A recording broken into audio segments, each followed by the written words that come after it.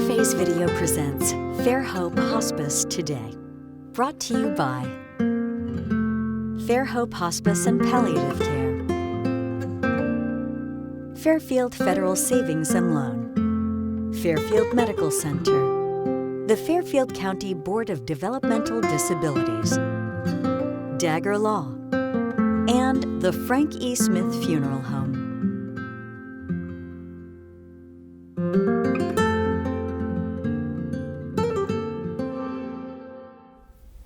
Welcome to Fairhope Hospice Today. I'm Kristin, President and CEO at Fairhope Hospice and Palliative Care, home of the Pickering House, and today we are at the Pickering House in our Gorsuch room, and I am gathered with our Development Manager, Jennie Arter. Hello, everyone. Hi, so welcome. Nice to join you. Thanks. Yeah. Thanks. We're recovering. We are recovering. It's been a big month, ending in a big event. It has been. And so Yes. today we thought we would just talk with our viewers a little bit about the success of our event, what it means, why we do it, and the fun that we had. The fun that we had. Yeah. Let's start with the fun that we had. I think we had like maybe 230, 240 people at this event. We packed the mill, and all for a good cause to raise funds for our memorial fund. I'm astounded. It's my first event here, and I'm just astounded with how much support our community provided us. Oh, I know. You and Alyssa Barnicat and the whole team, but you two team. really spearheaded every day, week to week, day to day process of this. And, you know, I could look at Alyssa's face. We were getting close to it, and she said, we have about 235 guests, and we can only use this many. We can only hold this many. So it was down to the wire. It was perfect. We had some seating left. We did. We had a few seats. I was talking to someone today, and they were there, and they said, you know, it was really nice because it wasn't cramped. I mean, it was just everybody was comfortable and relaxed, and so I think it was the perfect setting. It was. The mill really accommodated our needs. It was a lovely setting, and I think everyone had a blast. I think so too. Yeah. Amanda and her crew at the mill were just perfect. They took good care of us. Oh, never a question. They No. took care of everything. It was wonderful. Yeah. So, all the fun. Yeah. So about 3 hours before it started, were we thinking it was fun yet? A little hectic? It was a little hectic and chaotic, but the team here as well.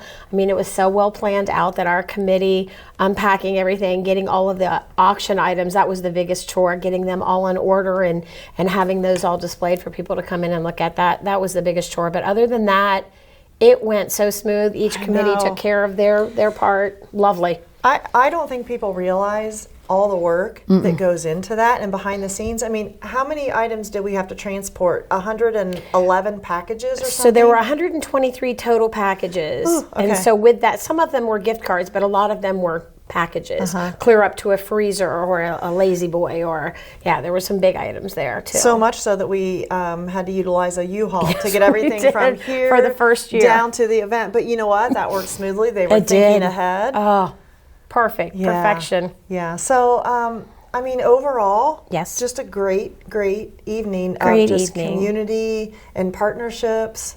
Partnerships from this community, just to speak on that, not only the sponsorships, but the donations of the items from places such as assisted livings or skilled nursing, or, I mean, McDonald's.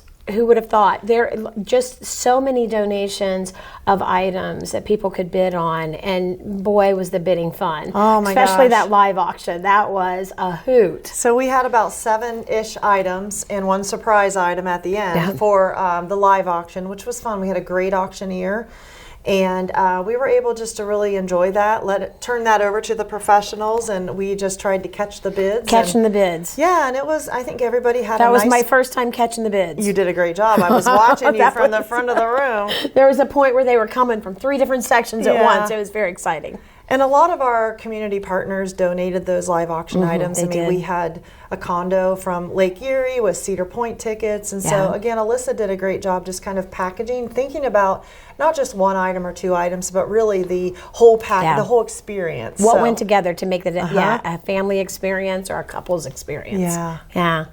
So that was a lot of fun. We had some in-person auction items, so We did. people could walk up, look at the package, sign, and bid. That got a little interesting. That got a towards the little end interesting. Of the night. There were a few people standing beside those Yeah. packages watching, Yeah. so they could get in there to the last bid. The same thing with the online bidding. It was down to seconds. Actually down to seconds. I got outbid on something in the last 3 seconds. I could actually look at it now that I'm behind the scenes. I could see it. I was like, oh my gosh, and you have no idea who you're bidding against. So it creates a lot of fun. It's and exciting. excitement for sure. And you know, we want to talk about really why we do this. It's a great night, like I said, It a is. fellowship and partnership. But the reason that we do this is every penny of this the money that we make goes right back to taking care of our patients and our families. Absolutely. You know, we never turn anybody away for their inability to pay. We're really proud of that. When a patient needs something, we provide it. And that night was a testament that the community sees that and they support that. Well, they not only see it and support it, but they also bring their stories. I don't know how many stories you heard that night, but I was above 20.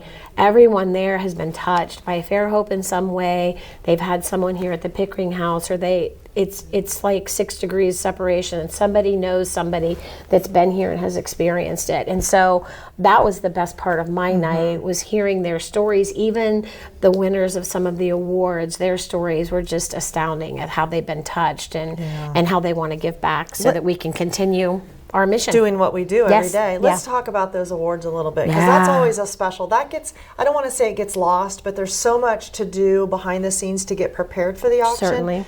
But on my side, and the creation of, you know, we pick as a team what those award winners, who those award winners are, what agency they'll be. But there's meaning behind all of those. And Absolutely. so it's really great for me to be a part of that. You know, I get to pick the President's Leadership Award, which is always fun. This year it was Angela Cryle, which was just a really special moment. You know, Yes, it she's was. just a really great leader, and I strive to be like her every day.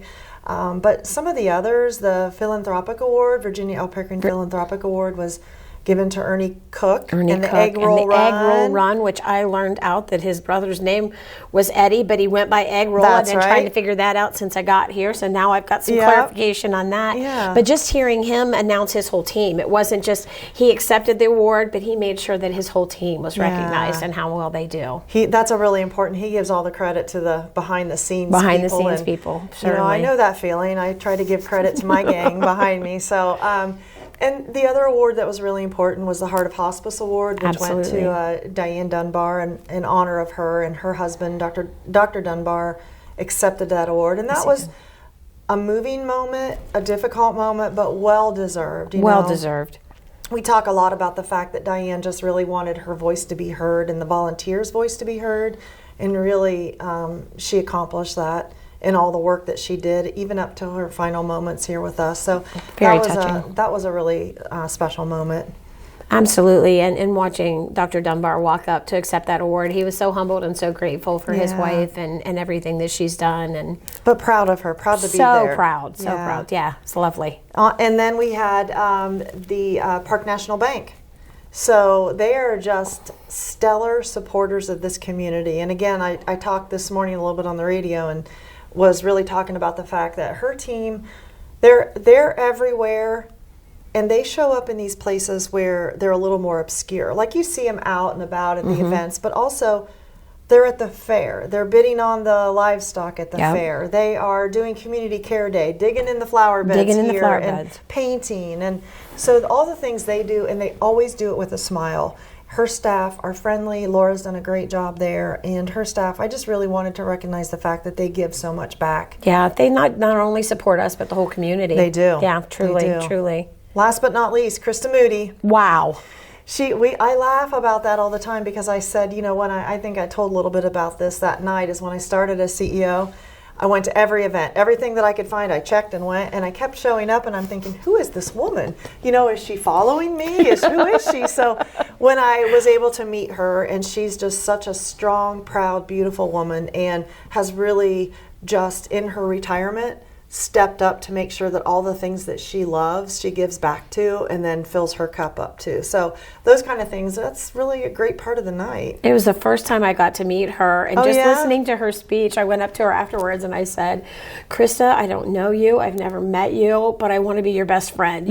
She is just such a go-getter, and in her retirement, I feel like she's doing more in her retirement than she's ever done. And Chris, I'm holding you to this. She said, watch for me. I'm going to be coming and volunteering at Fairhope. Yep. That's one of her goals. Yep. So, and we will love to have her. Yep. And next segment, we're going to talk about volunteers. Yes. So I can't wait for that. So I don't know, what is your thought of your first evening, your first big event with us? So my first big event, so I'm just thrilled, first and foremost, from the support, but wow, what a team we have here that put on such a big event. And we were able to get donations from everywhere. My brother-in-law down in Tennessee made a cutting board for us. We just got so many beautiful items, and people are still picking them up, and you still have time to pick up that stuff and you still have time to donate, but they are coming in left and right, and they're giddy. They're like school children picking up their items. But for my first event here, being part of it, I'm proud, grateful, and kind of blown away at the support from the community. Well, you did a great job. I'm glad you're a part of our team. Oh, thrilled. Wouldn't want to be anywhere else. Thank you. Our sponsors. We had some major sponsors that evening. So Lloyd and Diane Helburn family were just a great part of our evening. Cryo Communications, as always, helped us really behind the scenes with everything that we needed. Yeah. Team Logic. Yep. They're here today in our building and said what a wonderful evening it was. And, he said to me, he said, boy, I need to do some more volunteering somewhere. You've got some good staff and some good teammates. So that was nice to hear. But yeah, it was just a really wonderful evening. Well, and to mention our volunteers, I know you're going to talk about that. We had probably 10 to 12 volunteers that night that helped us with running, answering questions, making sure the charging stations were ready so that people could get what they needed. We had them greeting people at the door. Our volunteer base is phenomenal. They're just amazing. We're very fortunate. Very fortunate. So if you would like any information about how to be a part of our event next year, please call 740-654-7077. There's still time to donate. Give Jennie a call at the same number. Ask for Jennie Arter. We're going to talk about volunteers here in a minute, but if you are interested in volunteering, please call the same number. Ask for Twylia Summers at 740-654-7077. And stay tuned for more Fairhope Hospice Today.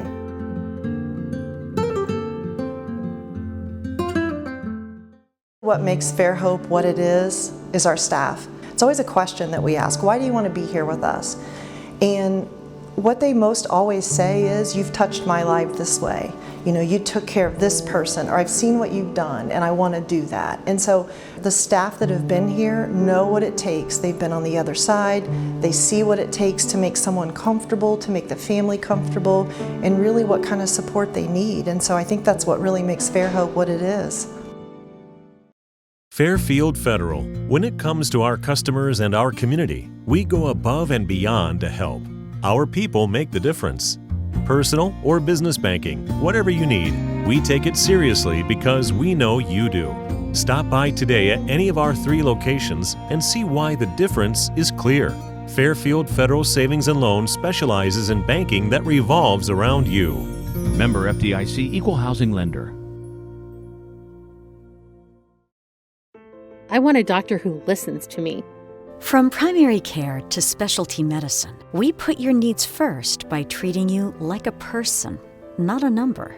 Our primary care team will help you identify your healthcare needs and set goals for success, regardless of where you are in your wellness journey. We care for patients of all ages, with offices that are close to you. Whatever you're searching for, you can find it at Fairfield Medical Center.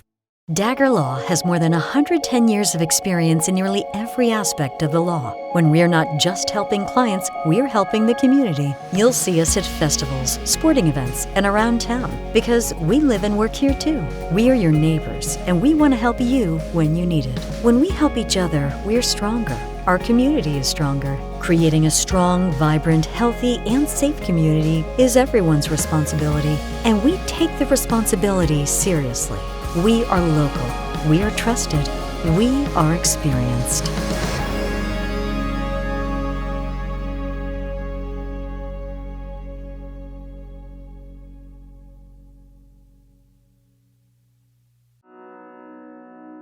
The Frankie Smith Funeral Home and Crematory in Lancaster and the Johnson Smith Funeral Home in Baltimore have a long and wonderful history of serving our community.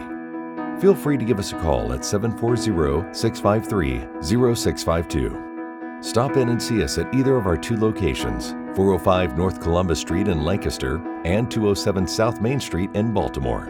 Respect for tradition, regard for change. It is so important for families to feel comfortable and safe when they call, because oftentimes that first phone call, even picking up the phone physically and just dialing that number, is very hard. You're asking for something that is a very difficult and private decision, and so we want everyone to feel comfortable and safe that you pick up that phone, you make that phone call, and let us just guide you and lead you where you want. And then you can make an informed decision about what's best for you and your family.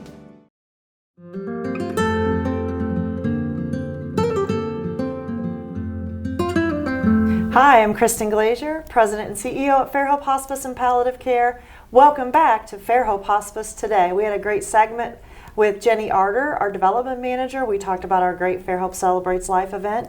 And now we are going to talk to my friend and co-worker, Twylia Summers. We're going to talk all things volunteers. Oh, I love it. How are you? I'm good. Good. Everybody's recovering from the event? Yes. Yes. And I got to tell you, our volunteers just, stepped up and did another great job. We can always depend on them. I know. And they believe in Fairhope so much that they're willing to do anything. They really are. They're like the unsung heroes, and it's just like they appear. They're magical. And when I was thanking them in my speech, I said, volunteers, what else do you say other than, I don't know where we'd be without you. So they just were everywhere, and a few of them have done this a few times. Yes, they have. So they're really getting the hang of it. They know the drill, so that's even more helpful. So it was a great evening. Glad to have them a part of it. And they start in the afternoon, like a lot of us, setting up, and then they're actually the last to leave because of, they're bringing all the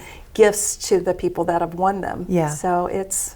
that's the exciting part, because they did get to bring that after everybody's won. They get to finally see and bring all the items. Yeah. So Yeah. Well, let's talk a little bit about how important volunteers are to us in our day-to-day here at Fairhope, how we recruit, how we teach. Just tell me a little bit about that. Well, I think the awesome thing about our hospice is, they say you have to have volunteers.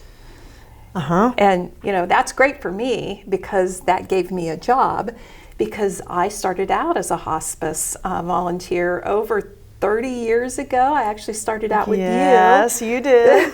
You did. And so just knowing that we have to have volunteers is it's not only good for our organization, but it's just good for hospice. It is, and it's good for our community.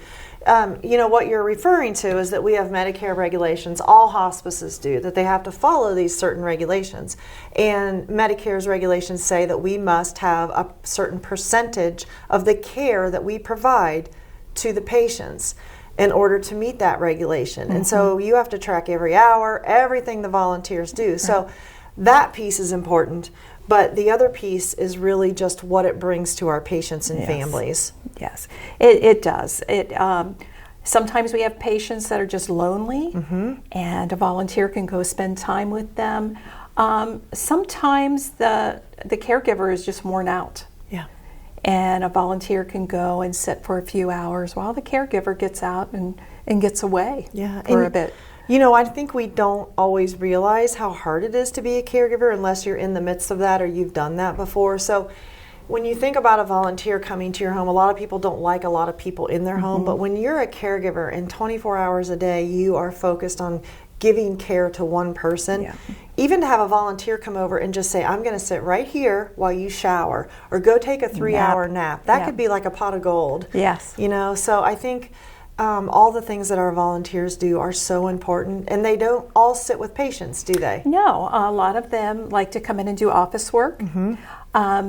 We staff our front desk, so when you come into the Pickering house, the first person you usually see is a volunteer. We staff that 7 days a week, 3 times a day, and from 8 a.m. until 8 p.m. 7 days a week, holidays, and when I make out our schedule every month, I'm just like, how are we doing this? I know. How are we doing this? And I just say, thank you, Jesus. And, that's all I can do, because that dedication, 3 times a day, 7 days a week. I know, and I don't think, first of all, I don't think our viewers realize that, but also what that means. So the volunteers are there during their span of time, 4 hours, sometimes more, and every patient that comes in, every family that comes in, they're greeting them. They're making sure that they're signing in. They make sure that they know where they're going. Do you have any questions? Here's the kitchen. Here's your family member's room. Like, there's a lot to it. It's emotional. It's important. And so they're really the face of hospice at that moment, coming to the Pickering house. So we're just really blessed. Well, and sometimes a family member just needs to talk. Yep. And there's a lot of tears, and the volunteer can just sit there and listen. Right. And, if you ever want to be a volunteer, sometimes people think, well, I don't have any skills, I can't do this, but I always say, can you listen? And they go, yeah, I can do that. Yeah. And that's what people need, just to listen to them. Yeah, and sometimes they just need their presence. There's someone here, there's someone at home. Maybe they're not talking a lot, maybe they're not responding a lot. They just want someone by their side so that they're not alone. Those things are so important.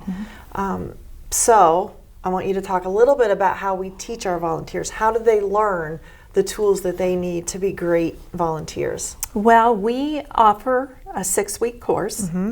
And it's about 21 hours, and you may think, well, that's a lot of hours, but it goes by really, really fast. But what you are learning, you're learning all about Fairhope. And don't you want to volunteer for some place that you know about them? It's your why. This is why I want to do it, because of Fairhope. And you come in and you talk to them about the history of Fairhope. So important. So important. But the other thing that's really important, I always say to them, we have a CEO that's going to come in and talk to you. And they're always like, the CEO is going to come and talk to us. I go, yeah, she does. She comes in and talks to every class. And they're just blown away by that, because they'll say, well, I've volunteered other places and we've never gotten this kind of training. Well, that's probably because this is a little bit more extensive. And we just want you to be prepared, because when you're prepared, you're happier. And we want to set you up for success. Right. And I think we do a good job at that. I think you do a great job of that. And you do, Fairhope sometimes in talking about end of life is not always comfortable for people. But if we've touched their lives in a way and they say, I want to give back, then the beauty of that training is they become part of our Fairhope family. And so we want to teach them what we each know, a little bit about what the social workers do, what the chaplains do, the history of why we are where we are today. And we want them to have the gifts and the tools, use their gifts, but give them the tools so that it's a great experience for them. Yeah. So if you're interested in volunteering, I don't push you into doing anything you don't want to do. You come, we go through the classes, you decide what you're going to do, and we will fulfill that promise on what you want to do. So when someone comes to you and they'll say, I can't volunteer every week, I can give you maybe 2 or 3 hours a month. That's okay. That is absolutely okay. Because we all know that life gets in the way. Yeah. And when life gets in the way, sometimes we can't give as much time. So no, we're willing to take whatever time you can give us. And it seems to, I've been here for almost 18 years and it seems to work. It's working. And that usually is the number one question. Do I have to be here all the time? And am I going to get in trouble if I'm not here? And I just want to reassure them and reassure all of you that we'll take whatever time you can give us. And you touched on this a little bit too, but not everybody, people want to volunteer for Fairhope, but not everybody wants to be with a patient or family. What other things can they do? Well, lots of things. We have a big Trash to Treasure event every year. Let's talk about that. I'm glad we are. And I've got the dates written down. This year it is June the 7th and the 8th is the sale. That's Friday and Saturday. And starting that Monday, on the 3rd, you can start dropping off items out at the fairgrounds. We usually have a big sign out, come on in, the barn is red, and that's where you're going to drop off your stuff. And like our big event that we just had, this event, the monies go toward our patients and families. And it's really from the volunteers. The volunteers do all the hard work. How many barns are we going to have this year? Well, I never know. We usually end up with 3. Yeah. And so this year, when we open those doors or open the gate, the drive to drop things off, that's on that Monday, right? We so start they on can that just Monday. pull up to that barn, pop the top, and we'll take everything out for them. We'll take everything out for them. Okay. Yeah, So- that's great. Easy. Yeah. Get some pre-summer cleaning done. Yeah. So it's always a huge event. And again, our volunteers, they just work it like it's nothing. Yeah. They run circles around me. Well, you have a lot of instructions to give. Okay, we need this here, we need this here. So you're busy in a lot of other ways. Yeah. Husbands and wives. We have a lot of husbands and wives. We do. Yeah, I love that. My husband is a volunteer. Yes. We have other husbands and wives. They do a lot of things together, which I think is really a great thing for a marriage and for just, fun to do. And they do things separately. Yes. So they may have, one may have patients and one may work the desk. So it's not like you have to do everything together, but a lot of times they at least come together and leave together, but do things separately. I want to go back just, first of all, if you have questions or you would love to volunteer, please call 740-654-7077. Ask for Twylia, stop in, whatever you need to do. We would love to have you on our team. Can we talk a little bit more about things that there are to do if someone's not comfortable with a patient? Like we have a volunteer, I can hear him out here. He comes every Tuesday and he's shredding papers for us. Yes, and there's a lot of office work. Our bereavement program uses volunteers. Okay. So you may want to do yard work. Yes. That might be your thing. Golly. Bird feeders. Bird feeders. So we have bird feeders here at the Pickering House. There is one bird feeder outside of each patient room. The birds need fed. We stock those with bird feed, and that's a volunteer's sometimes responsibility. We have a volunteer that plays music, that comes in and plays the piano. And if you have a talent and you want to come in and talk to me about it, that maybe we don't have right now, love to sit down and listen to it. Okay, so when is your next volunteer training class? I know you have one this month currently, but what will be the next one? In July. Okay, July the 10th it starts. So, but you can call me now to get registered for that class. Great point. And I like to meet with everybody first before they start the classes, so they can get to know me and I can get to know them. And just make sure that we are going to fulfill what they're looking for and vice versa. Right. Just want to make sure we're going to be a good fit before you take all the time to do the classes. Okay. One more time on our dates for Trash to Treasure. It is June the 7th and the 8th. That's a Friday and Saturday, and drop-off can start that Monday on the 3rd. But if you have any questions, give me a call. Okay. Thanks, Twylia. So start cleaning those closets, get some boxes, get all those treasures that you've grown out of and ready to move on, and just come in and support Fairhope during this great weekend. So the number to call is 740-654-7077 for any of your needs. If you have questions about our care, just information that you'd like to talk through, or to donate or be a volunteer, please give us a call at that number. Twylia, thank you for being with us today. Thank you for having me. All right, and thank you again for joining us on Fairhope Hospice Today. Interface Video presents Fairhope Hospice Today. Brought to you by Fairhope Hospice and Palliative Care, Fairfield Federal Savings and Loan, Fairfield Medical Center, the Fairfield County Board of Developmental Disabilities, Dagger Law, and the Frank E. Smith Funeral Home.